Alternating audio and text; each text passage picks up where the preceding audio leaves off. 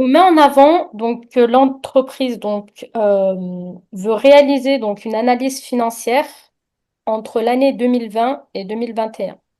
Donc on vous dit à l'aide de l'annexe 3, vous allez déterminer donc pour l'année 2020 le FRNG, le BFR et la trésorerie nette. Donc si l'annexe 3, donc on va reprendre l'énoncé ensemble.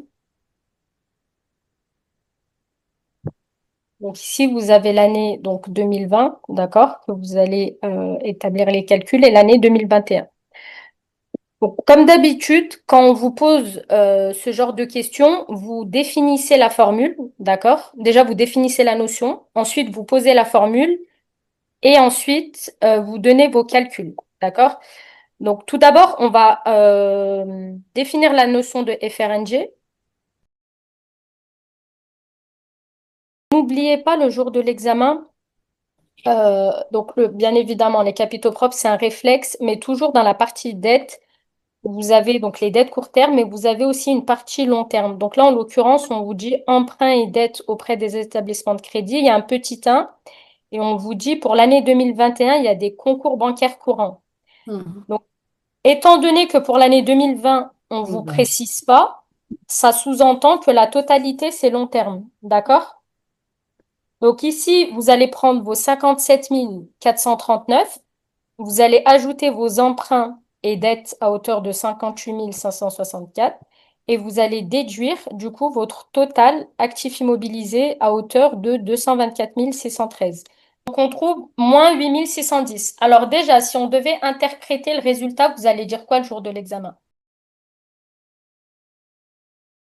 En fait, quand votre FRNG il est négatif, ça sous-entend que vous allez recourir à des ressources court terme pour financer le long terme, étant donné que vos ressources stables ne sont pas suffisantes. Ça va menacer l'équilibre financier.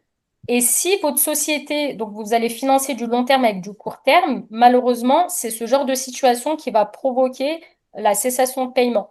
Donc, dès que en termes de calcul financier, on s'aperçoit que le FRNG est négatif, on va voir comment augmenter nos ressources stables.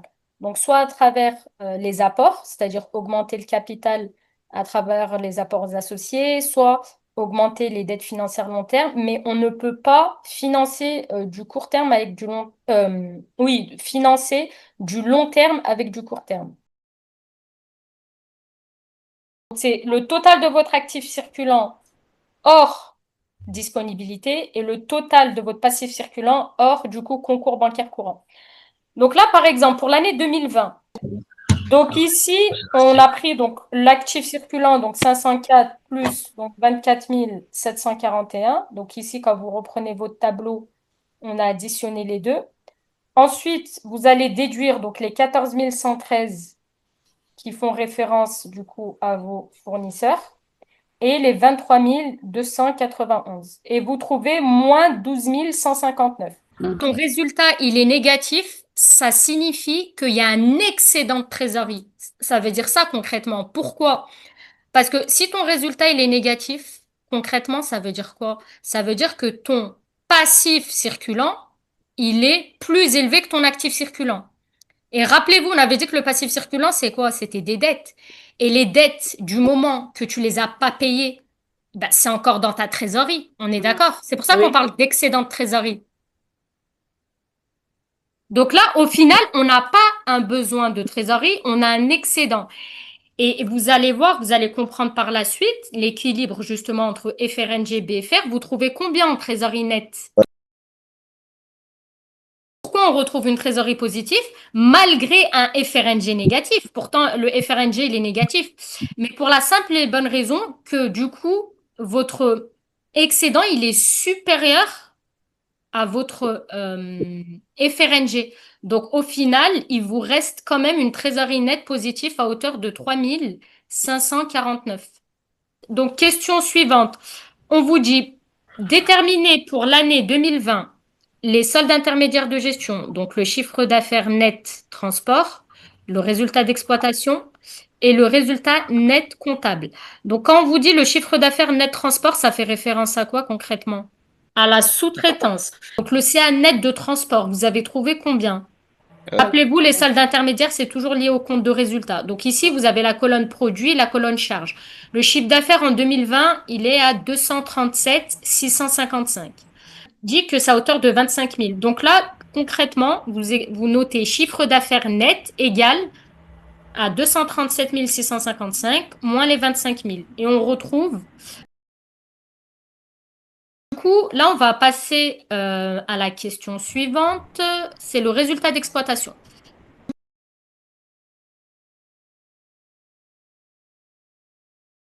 En fait, ce qui différencie un résultat d'exploitation et un résultat du coup net, c'est qu'en fait, le résultat d'exploitation prend en compte donc tous vos produits et toutes vos charges liées à l'exploitation, donc le cycle d'exploitation, hormis, c'est-à-dire à l'exclusion de l'activité financière et l'activité exceptionnelle. C'est-à-dire on ne prend pas en compte ces deux activités-là pour calculer le résultat d'exploitation. Alors que le résultat net, on prend en compte la totalité des activités. Donc ici, pour votre résultat d'exploitation, déjà, avant de détailler les calculs, vous avez trouvé combien? C'est juste pour voir si vous avez trouvé le bon résultat final. C'est chiffre d'affaires net. Ensuite, une fois que vous avez obtenu votre chiffre d'affaires net, à ce moment-là, vous allez déduire les consommations intermédiaires.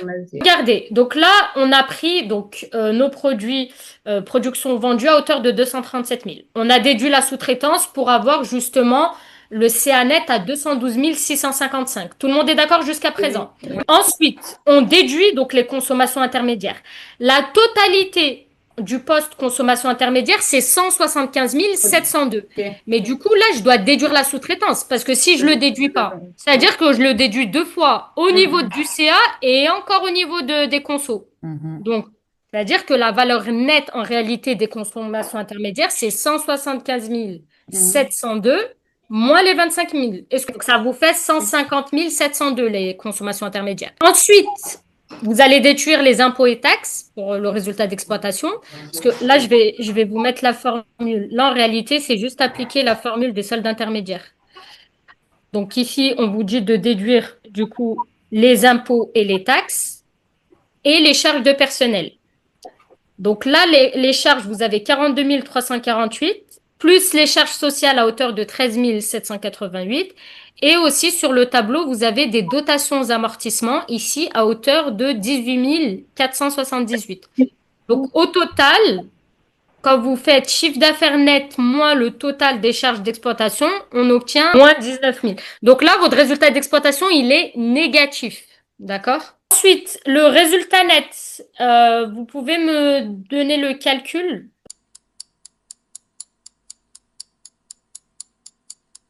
Donc ici, il y avait deux méthodes. Donc soit il y avait la méthode de Anthony, ou soit, rappelez-vous, je vous avais dit que le résultat net, c'était quoi? C'était total produit moins total charge. Donc, vous aurez pu prendre la totalité du coût des produits et directement déduire la totalité des charges. Et vous retombez sur le même résultat. Donc ici, effectivement, on trouve bien du coup moins 9 595. OK? Donc ici, le résultat, il est négatif. Donc c'est logique parce que déjà, votre résultat d'exploitation, il était déjà négatif. Et votre résultat financier, bah là, on s'aperçoit que pareil, il est négatif. Pourquoi? Pourquoi votre résultat financier, il est négatif ici? Vous avez que des charges financières et vous n'avez pas de produit. Donc déjà, vous avez un résultat d'exploitation négatif qui vient se creuser aussi avec le résultat financier. Et donc, concrètement, ils vont vous demander d'analyser du coup l'évolution, pourquoi le résultat s'est dégradé. Donc, on va comprendre ça en comparant les deux années. Parce que là, on vous donne directement les données chiffrées. On vous donne les données pour l'année 2021, du bilan fonctionnel et des soldes intermédiaires de gestion. Donc ici, c'était la méthode 1. Donc, vous faites du coup la totalité ici, c'était 251 787, moins la totalité 261 382, et vous retrouvez 9 595. OK? Alors, question C. On vous dit analyser le bilan fonctionnel et les soldes intermédiaires de gestion durant l'année 2020 et 2021. Commentez chaque année, notamment au regard des taux de marge, du résultat d'exploitation et du résultat net par rapport au chiffre d'affaires net transport.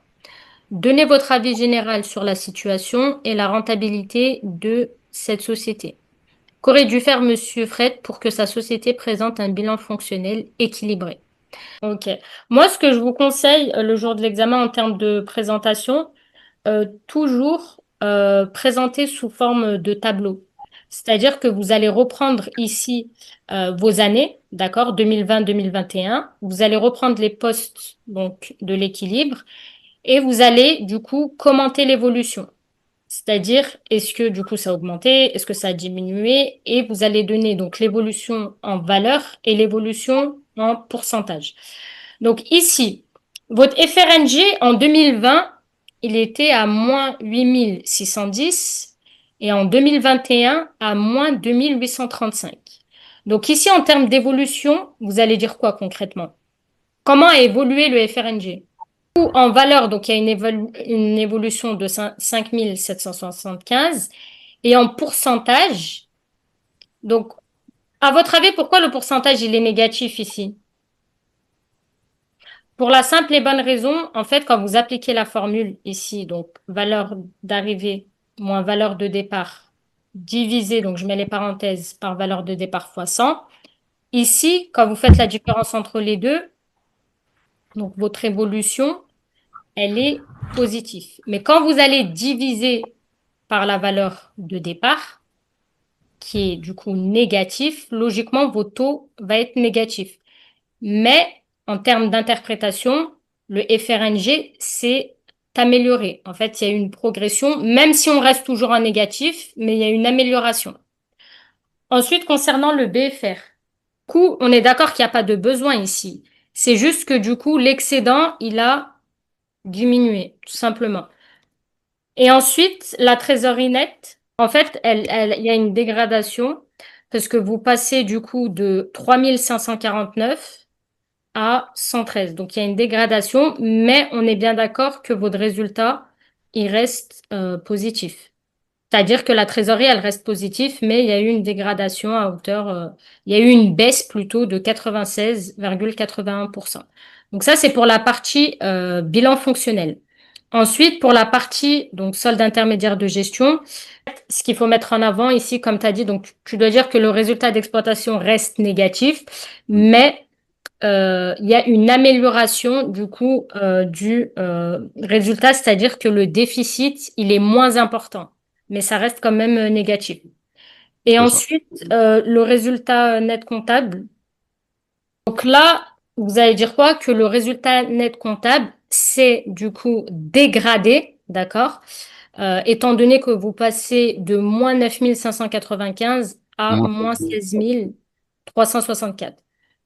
Donc ici, par rapport à l'énoncé, c'est vrai qu'on ne vous donne pas concrètement le détail des postes pour l'année 2021, c'est-à-dire on ne vous donne ni le compte de résultat et ni le bilan. Donc en fait, vous ne pouvez pas analyser les postes, c'est-à-dire vous ne pouvez pas savoir concrètement qu'est-ce qui a dégradé le résultat d'exploitation ou le résultat net comptable. Mais si on vous pose une question le jour de l'examen et on vous dit, selon vous, qu'est-ce qui peut expliquer la dégradation du résultat net? En fait, vous pouvez dire que déjà, il y a eu une chute du chiffre d'affaires. Donc, vous pouvez aussi poser des hypothèses, soit peut-être que l'entreprise bah, en termes de stratégie, peut-être que malheureusement, elle a perdu des clients. Après, faut lire aussi l'énoncé. Peut-être que des fois, on vous donne des indices par rapport à tout en haut hein, dans les annales. Donc, faut essayer de comprendre le contexte, mais peut-être qu'elle a perdu un client justement qui a fait chuter le chiffre d'affaires. Donc après aussi, ce qu'il faut savoir le jour de l'examen, c'est qu'on vous devez toujours analyser selon les données chiffrées qu'on vous donne. C'est-à-dire, vous ne pouvez pas poser des hypothèses sans avoir les éléments d'information. Donc en général, on vous donne toujours des indices au niveau de l'énoncé pour comprendre d'où provient la baisse ou l'augmentation. D'accord? Ensuite, concernant l'application des formules du taux de marge et du taux de marque, en fait, c'est des petits exercices d'application. pour vérifier si vous avez bien compris la différence entre un taux de marque et un taux de marge en termes de finalité. La procédure de sauvegarde, c'est pour, comment dire, redresser la trésorerie rapidement. Pourquoi? Parce que si vous pouvez plus payer vos dettes, donc quand je dis dette, c'est-à-dire à partir de votre actif disponible, vous pouvez plus honorer votre passif exigible, c'est-à-dire les dettes qui tombent en fin de mois, et ben, le dirigeant, il a 45 jours pour déposer une déclaration au tribunal. Ça, c'est un délai légal. Si pendant dans le délai de 45 jours, vous ne déposez pas, bah, malheureusement, on considère que vous êtes en cessation de paiement si vous dépassez les 45 jours. Ah, d'accord. Ok. C'est-à-dire à compter du jour où tu t'aperçois que tu peux plus payer tes dettes, et bah, tu as 45 jours pour déposer une déclaration auprès du tribunal et éviter justement une procédure de redressement ou de liquidation. Est-ce que du coup, quelqu'un peut me rappeler, s'il vous plaît, la différence entre un taux de marge et un taux de marque?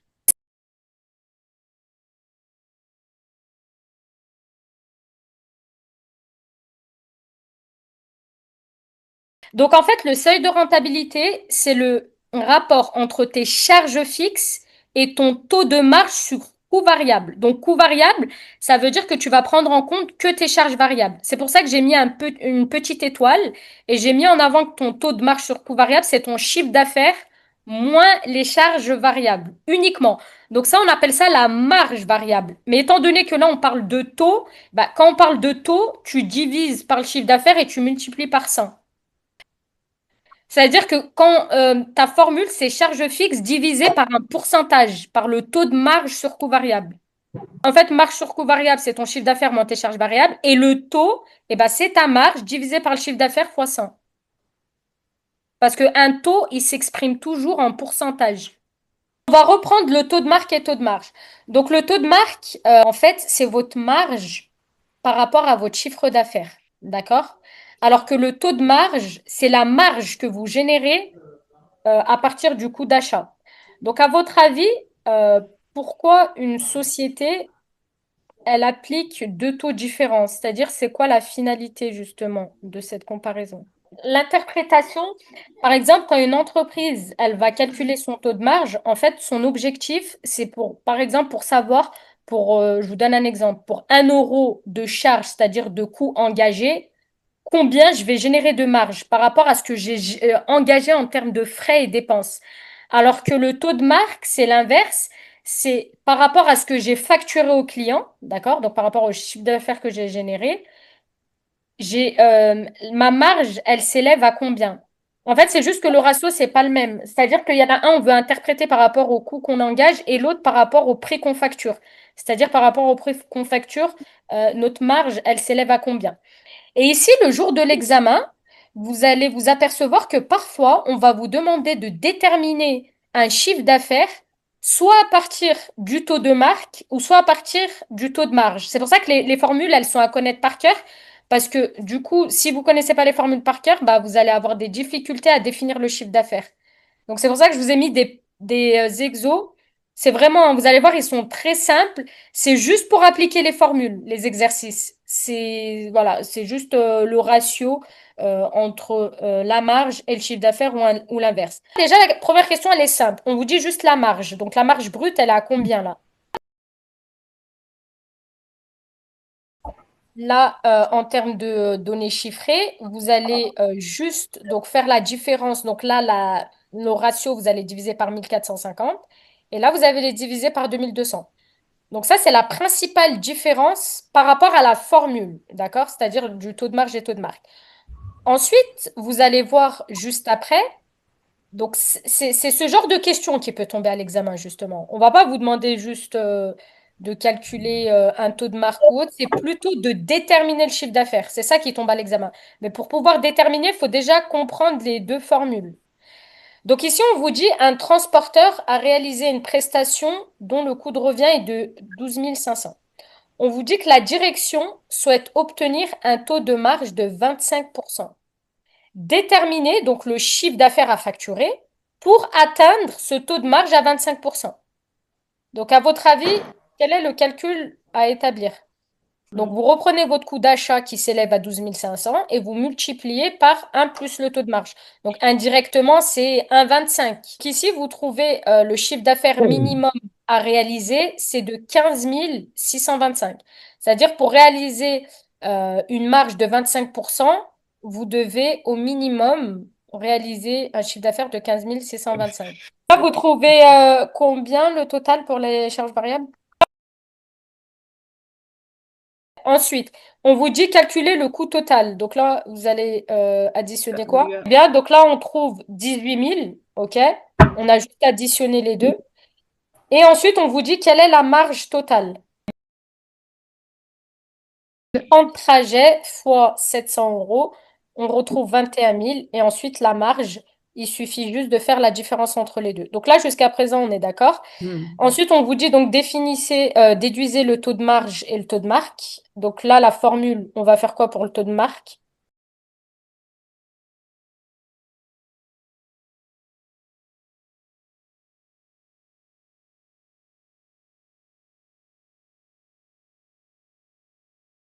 Donc là, on vous dit pour une prestation, vous avez un coût de revient à hauteur de 8 400 et la direction veut un taux de marque à 30%. On vous demande donc de déterminer le CA pour atteindre ce taux de marque. Du coup, là, vous avez appliqué quoi?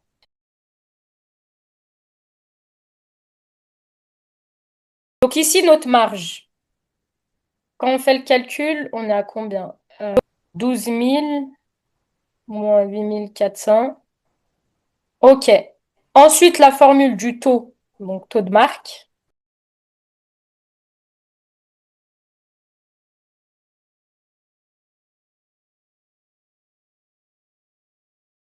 Si vous retombez pas sur le même taux, eh ben, c'est qu'il y a une erreur quelque part.